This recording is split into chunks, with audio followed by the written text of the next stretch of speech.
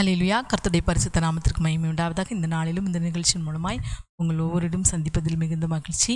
இந்த வேளையிலும் கேட்டுக்கொண்டிருக்கிற உங்களை கர்த்தராகிய இயேசு கிறிஸ்துவின் நாமத்தினாலே வாழ்த்துகிறேன். இந்த நாளில் நீங்கள் செய்கிற காரியங்களை கர்த்தர் நன்மையாய் உங்களுக்கு செய்து முடிப்பார். ஆமேன். ஒருமுறை ஒரு அரசன் காட்டுக்கு வேட்டையாடும்படி போயிருக்கிறார். அப்போ அங்கு ஒரு ஏழை மரவெட்டியை பார்த்து அந்த மரவெட்டியின் மீது மனதுருகி அவனை கூப்பிட்டு கேட்கிறார், என்னப்பா என்ன இந்த காட்டில் இப்படி மரம் வெட்டிட்டு இருக்கேங்கும் போது அந்த மரவெட்டி அவனுடைய வாழ்க்கையை பற்றி சொல்கிறாரு. ஐயா, ராஜா, நான் இந்த மரம் வெட்டுறதில் வச்சு தான் என் குடும்பம் பிழைக்கணும் அப்படின்னு சொல்லி அவருடைய சரீரம் பார்த்திங்கன்னா அந்தளவு பலன் இல்லை. வேலை செய்து செய்து பலவீனமாய் சரியாக சாப்பாடு இல்லாதபடி இருக்கிறார். அப்போ அவரை பார்த்து இந்த ராஜாவுக்கு ஒரு இரக்கம் வந்து ராஜா சொல்கிறாரு, இங்கே வா அப்படின்னு சொல்லி கூப்பிட்டு அந்த காட்டிலே ஒரு ஓரத்தில் பார்த்திங்கன்னா சந்தன மரம் நிறைந்த ஒரு காடு இருந்திருக்கு. அதில் கொஞ்சம் ஏக்கர் நிலத்தை அந்த மனிதனுக்கு, அந்த ஏழை மரவெட்டிக்கு ராஜா வெகுமதியாய் கொடுக்குறார். இந்த மரத்தை வச்சு என்ன செஞ்சுக்கோ, நீ பொழைச்சிக்கோ அப்படின்னு சொல்லி கொடுத்த உடனே அந்த ஏழை மரவெட்டி என்ன செய்தார், அதை தனக்கு என்று சொல்லி எடுத்துக்கொண்டு வாழ்ந்துட்டுருக்கிறார். நீ அந்த மரத்தில் உனக்கு தேவையானது எடுத்து உனக்கு தேவையை பூர்த்தி செய்துக்கன்னு சொல்லிட்டு ராஜா போயிட்டார். ரொம்ப நாள் கழிச்சு அந்த வழியாக இந்த ராஜா வரும்போது பார்த்திங்கன்னா ஒரு பெரிய செல்வந்தரை பார்த்து அங்குள்ள மக்கள் எல்லாமே அவ்வளோ மரியாதை கொடுக்குறாங்க. இதை பார்த்து அந்த ராஜாவுக்கு, யார் இந்த செல்வந்தர், இவர் பெரிய அதிபதியாக இருப்பார் போல், இவரை பார்த்து இவ்வளோ மக்கள் அவருக்கு இவ்வளவு மரியாதை கொடுக்குறாங்களே என்று சொல்லி அவர் என்ன சொன்னார், அந்த அவருடைய பணியாட்களை அனுப்பி அந்த செல்வந்தனை என்னை வந்து பார்க்க சொல்லு என்று சொல்லி போய்விட்டார். அந்த செல்வந்தனும் இவரை பார்க்க, ராஜாவை பார்க்க அரண்மனைக்கு போகும்போது அந்த ராஜா கேட்கிறார், அப்பா நீ யார், நான் இவ்வளோ நாள் இந்த ஊரில் பார்க்கலையே அப்படின்ன உடனே அந்த செல்வந்தன் சொல்கிறார், ஐயா நான் தான், நீங்கள் தான் எனக்கு உதவி செய்தீங்க ரொம்ப வருஷத்துக்கு முன்னாடி. நான் தான் அந்த ஏழை மரவெட்டி.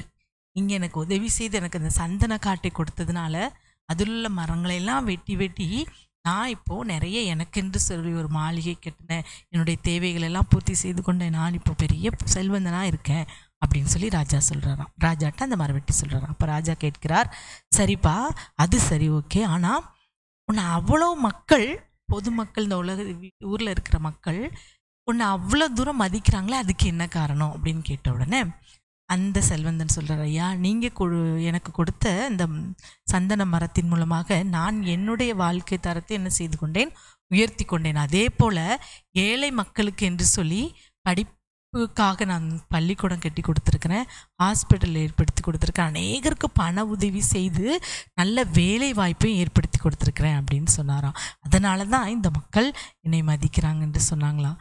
ஆமென். அருமையான தேவனுடைய பிள்ளைகள், இந்த சம்பவத்தின் மூலமாக இந்த ராஜா தனக்குள்ள நன்மையை பகிர்ந்து கொடுத்ததுனால அந்த ராஜாவிடத்திலிருந்து வாங்கின அந்த நபரும் அதை அநேகருக்கு பகிர்ந்து கொடுத்ததுனால எவ்வளோ பேர் நன்மையை அடைந்தாங்க பாருங்கள். அதை தான் வேதம் சொல்கிறது பாருங்கள். தரித்திரனுக்கு இறங்குகிறவன் பாக்கியம் அடைவானாம். 14வது அதிகாரம் 21வது வசனம், நீதிமொழிகள். பிறனை அவமதிக்கிறவன் பாவம் செய்கிறான், தரித்திரனுக்கு இறங்குகிறவனோ பாக்கியம் அடைவான். அந்த ஏழை மரவெட்டியை பார்த்து அந்த ராஜா அவமதிக்காதபடி என்ன செய்தார், உதவி செய்தார். அதனால் அந்த ராஜாவுக்கும் பாக்கியம் கிடைத்தது.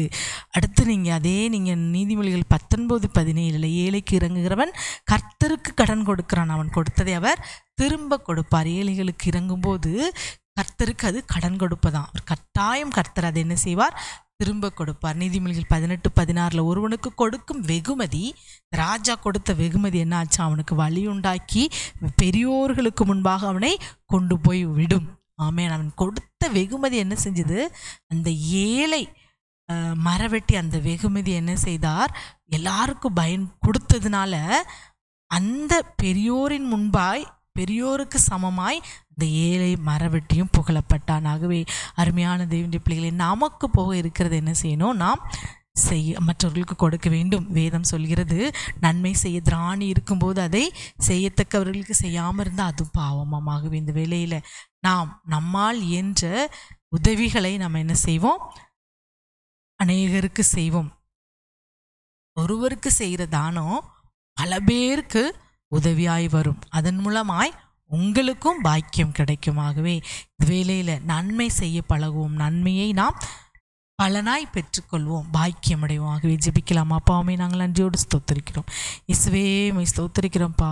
நீர் இந்த நாளிலும் அப்பா உதவி செய்யும்போது, மற்றவர்களுக்கு நாங்கள் வெகுமதிகளை கொடுக்கும்போது அது வலியை உண்டாக்கி எங்களை பெரியோர்களுக்கு முன்பாய் கொண்டு சேர்க்கிறதா இருக்கிறது என்று பார்த்தோம்ப்பா. நாங்கள் கொடுக்கிற உதவிகள் அநேகருக்கு போய் செல்லும் என்று பார்க்கிறோம். இயேசுவே, நாங்கள் இந்த நாளில் எங்களுக்கு நீர் கொடுத்த ஆசீர்வாதத்தை, ரட்சிப்பை அநேகருக்கு பகிர்ந்து கொடுக்க நீர் கிருபை செய்யுங்கப்பா. இயேசுவே உம்மை ஸ்தோத்திரிக்கிறோம். நீர் சிலுவையில் எங்களுக்காக ரட்சிப்பு என்ற வெகுமதியை கொடுத்திருக்கிறீங்க. அந்த வெகுமதியை நாங்கள் அநேகருக்கு பகிர்ந்து கொடுத்து, நாங்கள் யார் யாருக்கு அந்த சுவிசேஷத்தை சொல்கிறோமோ அவர்களும் ரட்சிக்கப்பட, அவர்களும் பிரயோஜனப்பட இந்த நாளில் கிருபை செய்யும். பெரிய காரியங்களை செய்யுங்க.